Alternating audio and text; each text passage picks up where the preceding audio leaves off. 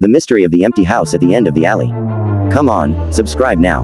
Thanks. An old house stood at the end of a narrow alley, surrounded by towering trees whose leaves rustled in the night breeze. Its dark windows gaped open like watching eyes. The moonlight faintly illuminated the slightly ajar wooden door, making it seem as if the house was silently inviting someone to enter. A chilling aura surrounded the place, sending shivers down the spine of anyone who gazed upon it. A teenage boy with messy black hair and a cautious expression slowly stepped into the abandoned house. Behind him, his friend hesitated, gripping a flashlight with trembling hands. Dust swirled in the air, and the wooden floor creaked under their feet. Their shadows flickered against the walls, creating the illusion that something unseen was lurking in the darkness. They walked through a long, narrow hallway filled with cobwebs. Their flashlight beams barely lit more than a few steps ahead. Faint squeaking noises echoed in the distance. Old, faded papers clung to the walls, their writing nearly unreadable. A cold breeze drifted from an unknown direction, sending chills down their spines. In the middle of a dimly lit room, an old wooden table stood covered in dust. A tattered piece of paper lay on top. Carefully, the boy picked it up and read it under the weak flashlight glow. The handwriting was shaky, as if written by someone trembling in fear. Whoever finds this, beware. This house holds secrets that should not be disturbed. Leave before it's too late. Asterisk. Before he could react, the sound of footsteps echoed from the floor above. As soon as the message was read, a sudden strong wind blew through the room, despite the fact that all the windows were shut.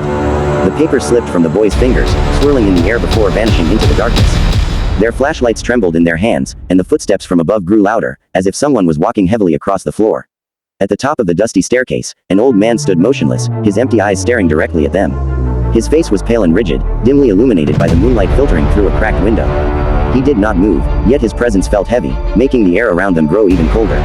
Was he human, or something else? Dani wanted to run, but Fikri held him back. They had to find out who the old man was and why he was there. With his heart pounding, Fikri took a hesitant step forward, even though his legs felt heavy. The old man remained silent, but it felt as if he was waiting for something. Their breathing echoed in the unsettling silence. Feeling fear creeping up his spine, Fikri started silently reciting Ayat Kursi. Slowly, his fear began to fade. The flashlight, which had been shaking in his hand, grew steadier. Dani, seeing his friend calming down, followed suit, whispering prayers for protection. The oppressive darkness seemed to lighten, as if an unseen force was now guarding them.